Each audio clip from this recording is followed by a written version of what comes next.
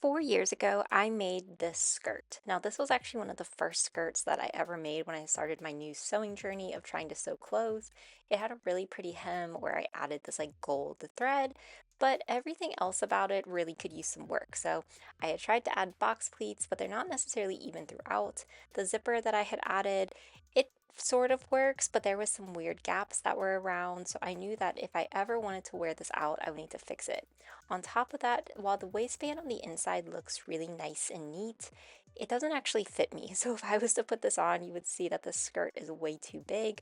And I tried to like adjust this at one point by having like little hook and eyes that are very, very weirdly placed so that it could just fit at my waist as needed. But when I took this out of my closet, I have a wedding coming up that I thought that this type of skirt may be a good idea for because it's more of an outdoor casual wedding. I realized that a lot's happened in 4 years. So today I'm going to use this time to kind of talk about everything that's happened and what I realized with my sewing. As I started to deconstruct this fabric, it took me back to where I was when I first got this. So I loved seeing this fabric at the fabric store. I thought the ombre was really pretty and then the gold specks. And I actually used this in a quilt as well. I don't think I had a video of it at the time because I was just so excited with how it looked. I just went through and started sewing with it.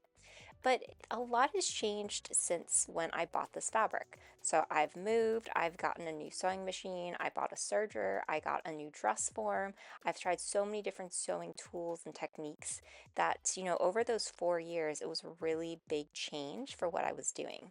When I first started sewing, I am not somebody who just started sewing, 4 years ago. I'd actually been sewing before that.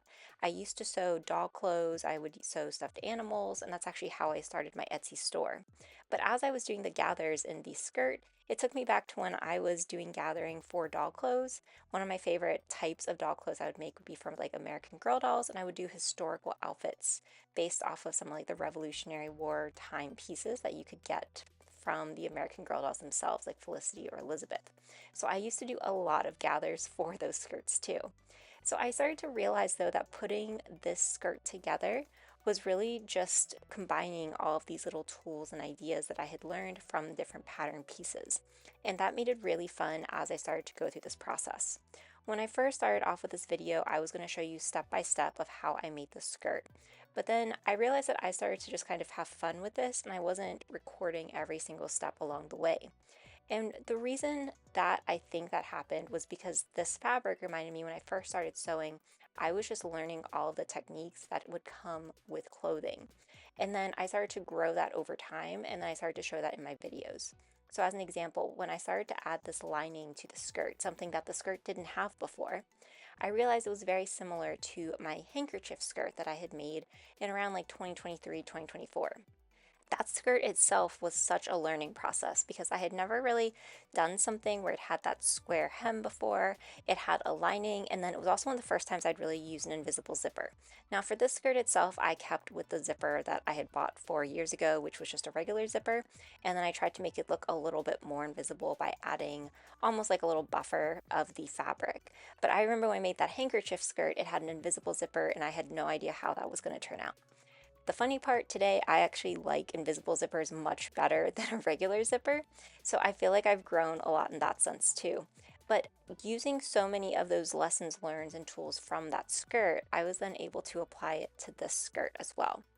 As I started to go on and continue sewing this, I realized that not only has my sewing skills have they improved, but I've also seen differences like in my YouTube videos, and then I've also seen differences in my channel.